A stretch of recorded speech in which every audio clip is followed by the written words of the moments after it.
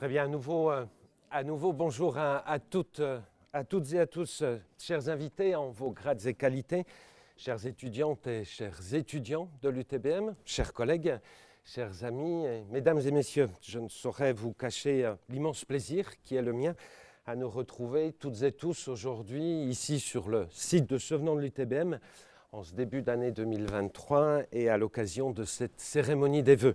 Et je vous remercie très vivement et très chaleureusement pour votre présence. Je ne saurais bien entendu débuter mon intervention et cette intervention sans vous adresser les meilleurs de mes vœux. Puisse 2023 être pour vous toutes et tous synonyme de santé, de bonheur, de joie familiale et de succès professionnel, qu'il soit individuel ou collectif. J'espère que cette nouvelle année nous procurera beaucoup de satisfaction dans notre travail et que nos projets continueront à trouver des issues positives et pourront se concrétiser par de belles réussites en dépit d'un contexte global, et c'est peut-être peu de le dire ainsi, rempli de multiples incertitudes lorsqu'il n'est pas anxiogène. Alors l'objectif de mon propos ce matin est de dessiner avec vous la trajectoire pour l'année 2023 de l'Université de technologie de Belfort-Montbéliard. L'année qui débute sera riche et intense, assurément, mais je crois que les années passées le furent également. 2023 verra ainsi la poursuite de plusieurs projets qui s'inscrivent dans notre projet d'établissement Synergie 2, ainsi que l'initiation de nouveaux projets. Au préalable, toutefois, je vous propose de nous arrêter quelques instants, une dernière fois, sur l'année 2022, une année paradoxale à bien des égards, en évoquant plusieurs faits l'ayant ponctuée. Alors, Napoléon Bonaparte avait pour coutume de dire « un bon croquis vaut mieux qu'un long discours ». C'est pourquoi je vous propose la rétrospective non exhaustive de l'année 2022 à l'UTBM en images, et tout cela en 941 secondes. Et je vous dis à tout de suite donc.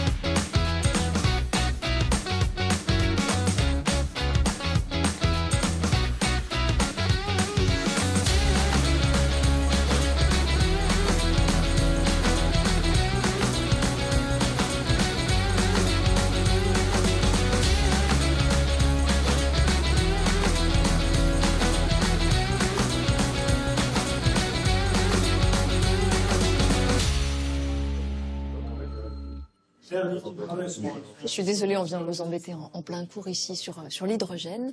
C'est un master que vous avez choisi, vous êtes ingénieur. Pourquoi l'hydrogène et pourquoi Belfort? L'hydrogène, ça reste une piste pour la décarbonation et on a vraiment un besoin pour exploiter cette piste. J'ai choisi de suivre cette formation pour aller jusqu'au bout de l'aventure, c'est-à-dire de comprendre toute la chaîne hydrogène, de sa pertinence jusqu'à l'utilisation. Et vous y croyez, ça, pour demain? Vous pensez que c'est vraiment une énergie, un vecteur d'énergie d'avenir? Exactement. L'hydrogène, c'est un vecteur énergétique. Il va nous servir à la décarbonation de l'industrie s'il vient des énergies propres, des énergies renouvelables. Et vous venez de Poitiers? Je viens de Poitiers, exactement. J'ai fait l'ENSI Poitiers, école d'ingénieur.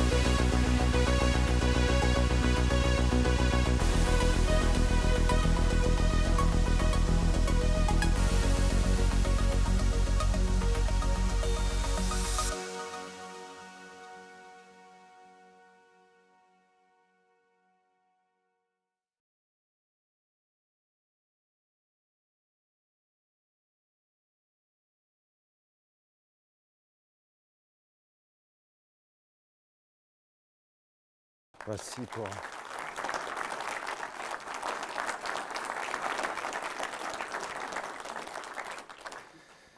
Voilà, merci. Alors je souhaiterais aujourd'hui, en ce début de matinée, vous parler, mais je crois que vous n'en serez aucunement surpris, de l'Université de technologie de Belfort-Montbéliard, l'une des 3 universités de technologie en France et la 7e formation d'ingénieurs la plus importante du pays par le nombre de diplômés annuellement sur les 204 formations accréditées en France, mais également vous parler de technologie, écrite au singulier, et d'innovation, écrite au pluriel.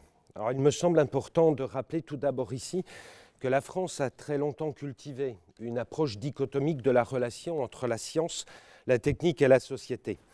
Et notre société s'inscrit encore parfois dans cette lecture simplificatrice, pour ne pas dire chimérique à mon sens. C'est là un trait bien distinctif de notre culture latine au regard de celle des autres grandes puissances industrialisées, germaniques et anglo-saxonnes notamment.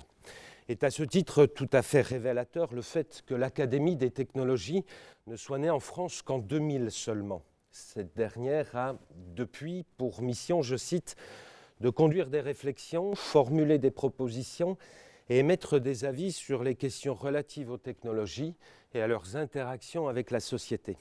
Et c'est exactement la mission que s'était vue confier à sa création en 1972, l'Université de technologie de Compiègne, première née des universités de technologie françaises. Aussi, un établissement d'enseignement supérieur et de recherche doit se penser comme une organisation intégrée. Et cela est peut-être encore plus vrai d'une université de technologie, et c'est l'essence même de nos projets d'établissement Synergie et Synergie 2. Le temps est loin, par exemple, où un établissement ne déployait ses actions qu'autour d'une partition disciplinaire, aujourd'hui communément dénoncée au nom de la stérilité de l'hyperspécialisation. Cette partition s'avère être, dans tous les cas, je le pense, un frein à l'appréhension de la complexité du monde et à l'innovation. Ainsi, la nécessité d'une transformation profonde, radicale de l'enseignement supérieur et de la recherche, en phase avec la transformation de notre société au sein de laquelle nous sommes ancrés et pour laquelle nous œuvrons au quotidien. Nous avons une mission de service public, ne l'oublions jamais, concourt à inventer de nouvelles dynamiques au sein même de chaque établissement, mais également entre les établissements et leurs partenaires, qu'ils soient universitaires ou industriels, dans une double logique de réseau et de territoire. L'interdisciplinarité et les capillarités avec les milieux socio-économiques, je le crois profondément, permettent de renouveler le lien entre la recherche et sa valorisation, mais peut-être aussi et peut-être surtout entre la formation et la recherche afin de démultiplier les potentiels d'innovation que chacune renforme. Et l'ensemble des disciplines, quelles qu'elles soient, doivent ainsi gagner en plasticité. C'est pourquoi les évolutions ayant cours au sein de l'établissement depuis 2017 visent plusieurs objectifs complémentaires et cohérents qu'il me semble important de rappeler ce matin. Celui tout d'abord d'acculturer plus encore nos étudiantes et étudiants à la pratique de la pluridisciplinarité. Les métiers de l'ingénieur ont fortement évolué et évolueront encore fortement à l'aube de la 4e révolution industrielle qui plonge ses racines dans l'apparition d'Internet et se nourrit du phénomène technologique qu'est la numérisation.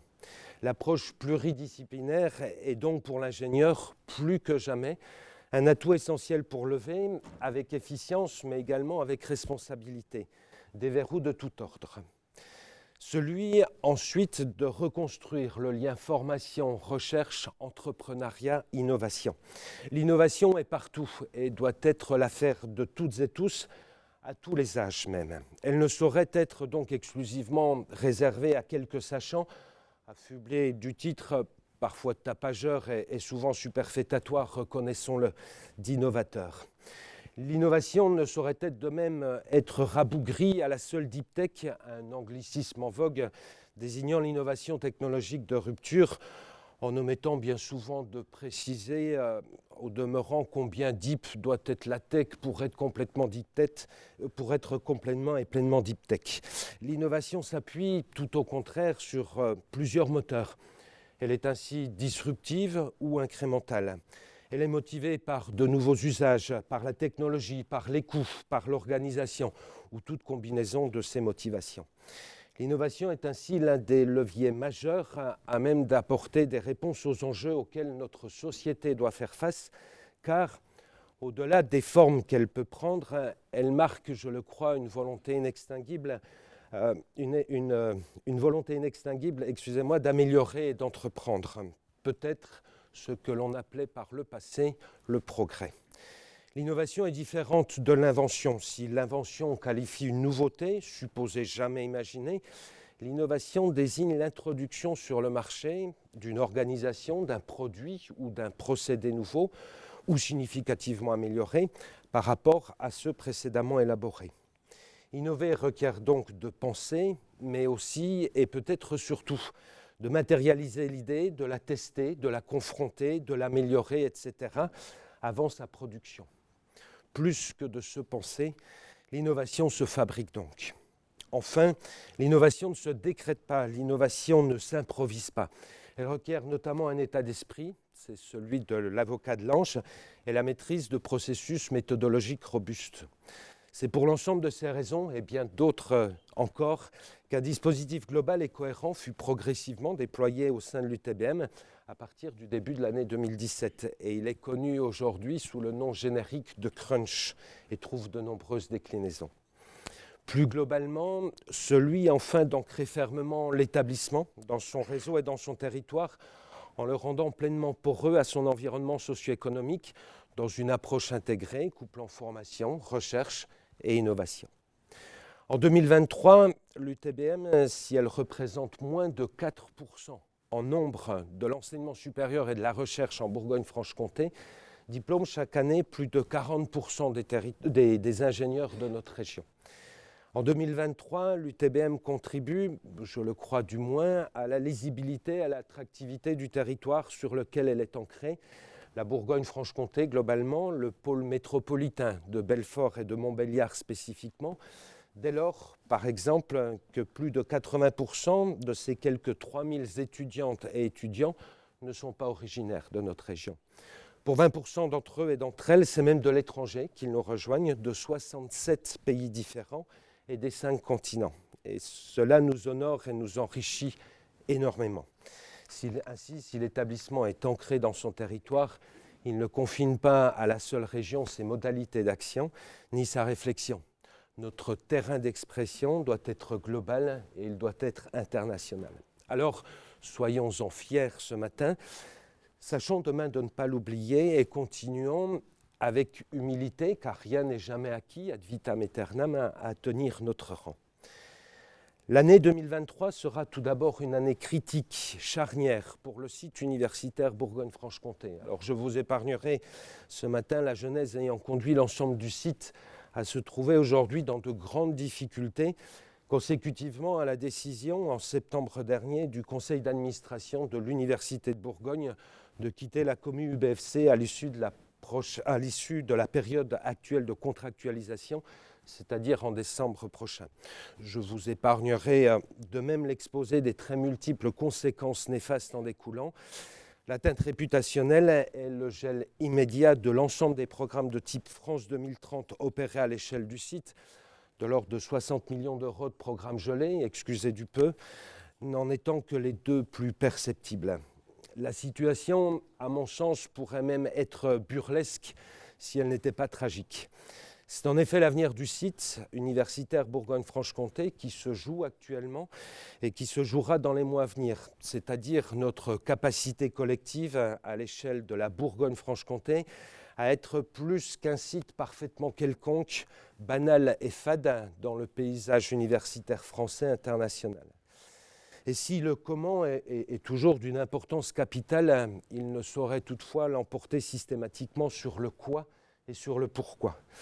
Rappelons-nous à ce titre la mésaventure du chien contée par Ésope, le premier écrivain à avoir écrit des fables. Nous sommes en Grèce entre le 7e et le 6e siècle avant notre ère.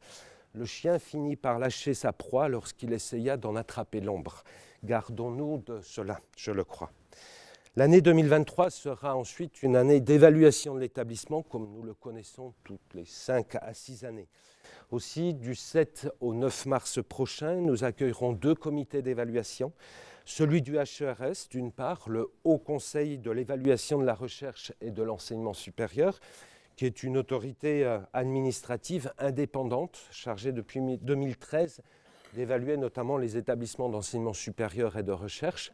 Celui de la CTI, d'autre part, la Commission des titres de l'ingénieur, qui est un organisme indépendant en charge depuis 1934 d'évaluer toutes les écoles d'ingénieurs françaises en vue de leur accréditation.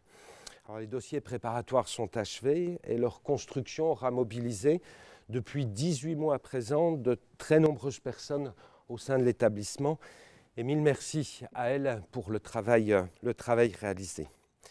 2023 sera également l'année du retour du Crunch Time, les éditions 2020, 2021 et 2022 ayant dû être annulées en raison des conditions sanitaires. Alors, l'édition 2023 du Crunch Time est de retour donc et se déroulera du lundi 20 au vendredi 24 mars prochain. L'ensemble de l'établissement et ses partenaires se retrouveront à cette occasion durant une semaine à l'Axone. Et c'est pour nous toutes et tous une excellente nouvelle.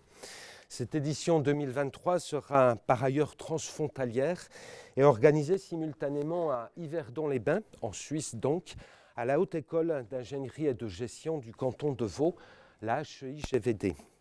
L'édition 2023 du Crunch Time se délocalisera également à l'Université de Lomé au Togo et à l'Université Agostinho Neto à Luanda en Angola. Et mille merci aux équipes travaillant avec enthousiasme et depuis plusieurs mois maintenant à l'organisation de cette édition 2023. 2023 sera aussi l'année de la livraison de nouveaux locaux, des nouveaux locaux du Crunch Lab, le tiers-lieu de l'UTBM. Cela sera à l'été prochain. Et du bâtiment intégralement réhabilité de notre site de Belfort, cela sera à l'automne prochain. Alors, ces réhabilitations d'ampleur représentant un budget cumulé de 16 millions d'euros ont été rendues possibles grâce au soutien financier de l'État, du Conseil régional de Bourgogne-Franche-Comté, de Grand Belfort, communauté d'agglomération, et du Conseil départemental du territoire de Belfort, que je souhaite ici très vivement remercier. Les bâtiments ainsi rénovés présenteront un très haut niveau de performance énergétique et constitueront des outils, de nouveaux outils pour assurer nos missions. Et je pense notamment à une nouvelle bibliothèque, à des espaces de travail partagés. Je pense également à des espaces d'enseignement plus en phase avec les pratiques pédagogiques d'aujourd'hui et de demain. Nous poursuivrons également en 2023 les études pour d'autres rénovations bâtimentaires sur nos sites de Belfort, de Sevenant et de Montbéliard. L'année 2023 verra enfin le renforcement de nos actions adressant les transitions, la transition socio-écologique au tout premier chef et la soutenabilité. Et je souhaiterais, si vous le permettez, m'y arrêter quelques instants et partager tout d'abord avec vous quelques actions ayant cours au sein de l'UTBM depuis plusieurs années, pour certaines d'entre elles. Je pense ici, par exemple, à nos certifications de type ISO 14001, système de management environnemental, et ISO 45001, système de management de la santé et de la sécurité au travail, couvrant depuis 2017 l'ensemble de nos campus et l'intégralité de nos activités. Je pense ici, par exemple, à notre dispositif qualité de vie et des conditions de travail initié en 2020. Je pense ici, par exemple, à notre programme démonstrateur de la ville durable, opéré en partenariat avec Grand Belfort, Tandem et Enedis. Ce démonstrateur se déploiera progressivement sur le Technôme en y intégrant notre campus belfortain et nous permettra, à l'horizon 2028, je l'espère, d'être autoconsommateur en énergie renouvelable. Le concept de ce démonstrateur, fruit des travaux conduits dans le cadre de la chaire industrielle Enedis UTBM et dans le cadre du programme Territoire d'innovation, s'articule autour de 2 axes complémentaires et indissociables à notre sens. C'est celui de la sobriété énergétique d'une part et celui de la production et du stockage d'énergie renouvelable d'autre part. Je pense ici par exemple à notre label de campus durable en ville durable. Je pense ici par exemple aux thématiques de recherche développées par les équipes de l'UTBM sur les champs de l'énergie décarbonée, incluant l'ensemble des usages de l'hydrogène, bien entendu, de l'intelligence artificielle, des matériaux et de leurs procédés novateurs d'élaboration, etc., etc. Je pense ici, par exemple, au contenu de nos formations, adressant pour 15% de nos 630 modules dispensés chaque année les problématiques des transitions, l'éco-conception, la conception frugale, le numérique responsable, la décarbonation de l'outil de production, etc. Et peut-être à titre de repère chronologique, le premier enseignement créé à l'UTBM à dresser ce champ le fut il y a 25 ans de cela. C'était donc en 1998 et concernait l'analyse du cycle de vie et l'évaluation des impacts environnementaux dans une logique d'éco-conception de produits. Et par ailleurs, les réhabilitations bâtimentaires que je viens d'évoquer il y a un instant de cela s'intègrent pleinement dans cette logique. Ces réhabilitations permettront d'accroître la sobriété énergétique dans laquelle l'établissement s'inscrit depuis plusieurs années, avec une baisse de l'ordre de 15% de nos consommations de chaleur et d'électricité depuis 2017, grâce à de multiples investissements consentis. Il nous faut toutefois renforcer et intensifier ces actions. Alors pour quelles raisons le faire ? Pour quelles raisons ne pas nous contenter finalement du bilan que je viens de résumer succinctement ? Alors il y a plusieurs raisons à cela. Tout d'abord, nous ne saurions pas ne pas nous appliquer pleinement et totalement ce que nous promouvons et enseignons par ailleurs. Il en va de l'exemplarité. Il en va même de l'éthique de la vertu, chère à Emmanuel Kant. Ensuite, tout comme les ingénieurs ont tenu un rôle particulier, il ne faudrait le nier, dans l'avènement de l'Anthropocène, c'est-à-dire l'époque géologique actuelle, caractérisée par l'influence significative de l'être humain à l'échelle de l'histoire de la Terre sur la géologie et les écosystèmes, époque ayant débuté avec la première révolution industrielle et durant laquelle de l'ordre de 1400 milliards de tonnes de CO2 induites par l'activité humaine ont été libérées dans l'atmosphère, les ingénieurs ont à tenir un rôle particulier pour dessiner et organiser les changements vertigineux, pour ne pas dire abyssaux, auxquels nos sociétés doivent consentir pour tendre vers un monde moins carboné et plus soutenable. Et dans ce contexte, l'UTBM, en tant qu'école d'ingénieurs, en tant qu'université de technologie, ne peut pas se désintéresser des pratiques de l'ingénierie à même de répondre aux défis du XXIe siècle. En effet, si la technologie ne sera pas assurément la solution unique et exclusive aux maux de notre monde, elle constituera tout aussi assurément une partie importante de la solution. Je suis en effet convaincu que ce sont bien la science et la technologie qui aideront l'humanité et tout ce qui vit sur notre planète à avoir un avenir acceptable. Et enfin, troisième raison, comme toute autre institution ou organisation, il nous faut trouver les chemins permettant de décarboner notre activité au maximum.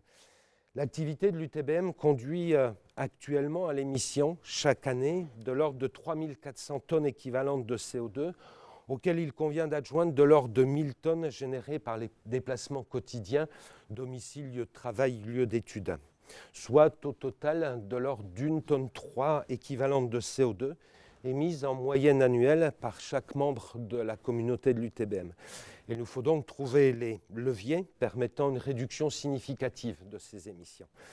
Et en la matière, nous faisons pleinement nôtre la conclusion du poème de Jean de La Fontaine, « Le charretier embourbé ».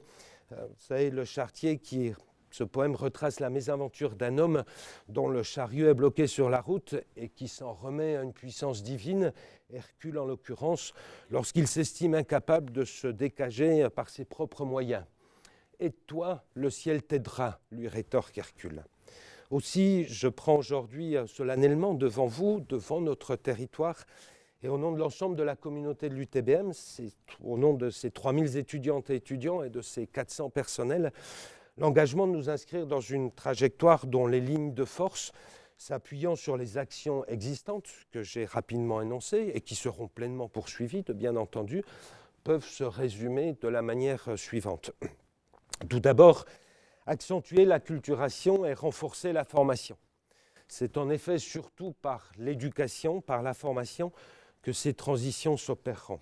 Les systèmes éducatifs doivent donc s'inscrire dans l'invention, beaucoup plus que dans l'évolution, à mon sens, et dans l'incertitude du devenir.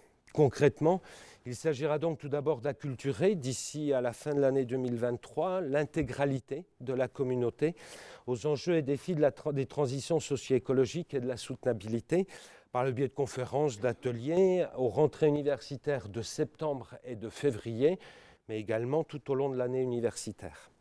Il s'agira ensuite de former, au travers d'un module d'au moins 20 heures dans un premier temps, l'ensemble des élèves ingénieurs à un horizon de 3 ans. À ce terme donc, chaque ingénieur diplômé de l'UTBM aura suivi cette formation. Et nous envisageons même qu'elle devienne, de plus, un quitus nécessaire à l'obtention du diplôme d'ingénieur, tout comme l'est actuellement un niveau plancher de maîtrise de la langue anglaise ou une expérience de 18 semaines à minima à l'étranger. Il s'agirait également de former, au travers du même module, au moins la moitié des personnels de l'établissement à un horizon de 3 ans, en lien avec nos consoeurs de Compiègne et de Troyes, l'UTC et l'UTT. En parallèle, il s'agira de poursuivre la transformation de nos enseignements aux fins d'augmenter la fraction de ceux adressant explicitement les enjeux des transitions. Ensuite, contribuer pleinement à notre échelle, mais pleinement à l'effort auquel notre société doit consentir. Aussi, nous nous fixons l'objectif de réduire de 30% nos émissions annuelles de gaz à effet de serre, soit pratiquement 1500 tonnes équivalentes de CO2, avant la fin de la décennie. Et cet objectif est pleinement réaliste au regard des actions d'ores et déjà entreprises à venir, notamment sur le champ des réhabilitations bâtimentaires, mais nos efforts devront être bien entendu poursuivis.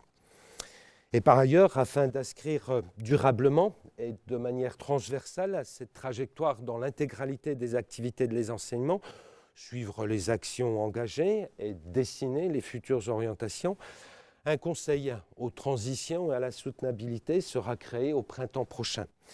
Cet espace de dialogue et de co-construction accueillera des représentantes et des représentants de l'ensemble des champs d'activité de l'établissement, formation, recherche, vie étudiante, pilotage, etc. La philosophe Hannah Arendt écrivait en 1961 dans La condition de l'homme moderne, contre l'imprévisibilité, contre la chaotique incertitude de l'avenir, le remède se trouve dans la faculté de faire et de tenir des promesses. Faire des promesses et surtout les tenir. Aussi, aux fins d'ancrer pleinement cette trajectoire dans le quotidien de l'établissement, de manière durable, dans le temps long, donc, j'aurai le plaisir de co-signer d'ici un instant avec les 2 référents transition et soutenabilité de l'établissement, John Phillips et Florent Petit, l'accord de Grenoble. L'accord de Grenoble a pour ambition d'être un document structurant de l'enseignement supérieur et de la recherche sur les enjeux de la transition socio-écologique. Il a été présenté lors de la COP2 étudiante, les 10 et 11 avril 2021, et il est le fruit d'un travail de synthèse, s'appuyant notamment sur les contributions de groupes de travail opérés en 2021, sur les recommandations du groupe de travail ministériel présidé par Jean Jouzel, et sur de nombreuses contributions des établissements eux-mêmes ou de diverses structures les représentant. La conférence des grandes écoles ou la conférence des directeurs d'écoles françaises d'ingénieurs, entre autres. L'accord de Grenoble, construit sur le modèle de l'accord de Paris sur le climat, s'articule ainsi en 5 grandes parties. Un préambule fixe le contexte du projet, mais également les enjeux de l'enseignement supérieur et de la recherche au regard des transitions que j'ai évoquées. L'article 1 fixe un certain nombre de définitions afin de clarifier l'ensemble des termes utilisés. L'article 2 propose 11 objectifs qui touchent aussi bien à la formation des étudiantes et des étudiants que du personnel, à la gestion exemplaire des campus ou encore à une politique humaine et sociale adaptée. Et ces objectifs sont complétés par des annexes qui proposent des mesures concrètes aux établissements. Nous nous engageons aujourd'hui sur 103 mesures. Et enfin, l'article 3 expose clairement les 5 engagements qui obligent les établissements signataires. Le philosophe Sénèque, stoïcien parmi les stoïciens, nous sommes à Rome dans le courant du 1er siècle après Jésus-Christ, écrivait dans son traité philosophique Les Lettres à Lucilius, « Saisissez-vous du présent, vous dépendrez moins de l'avenir ». Nous saisir du présent pour moins dépendre de l'avenir, c'est la tonalité de l'année 2023 à l'UTBM et c'est la signature que nous avons souhaité donner à cette cérémonie des vœux. Et nous allons à présent signer avec John Phillips et Florent Petit et au nom de l'ensemble de la communauté de l'UTBM, l'accord de Grenoble. Voilà.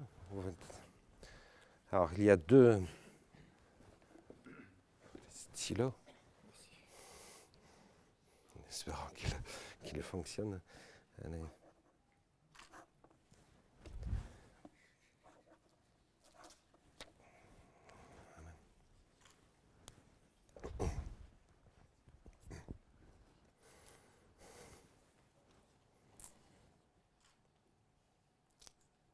Merci à vous. Alors, il me reste à préciser ici que la signature de cet accord n'est qu'une première étape. Dès lors que l'UTBM déploie d'ores et déjà de très nombreuses dispositions qu'il contient. À cette première étape suivra donc rapidement la suivante, avant la fin de l'année prochaine, avant la fin 2024, au travers du dépôt de dossier de candidature de l'UTBM à l'accréditation dite DDRS, c'est-à-dire le label Développement durable et responsabilité sociétale des établissements d'enseignement supérieur, label découlant du Grenelle de l'environnement. Mais nous aurons l'occasion d'en reparler ensemble prochainement. Je souhaite une fois encore vous renouveler à toutes et tous mes vœux personnels les plus chaleureux pour cette nouvelle année. Et je vous convie à présent à poursuivre les échanges débutés ce matin autour de quelques rafraîchissements et de quelques viennoiseries. A tout de suite donc, et je vous remercie pour votre amicale attention. Merci à vous.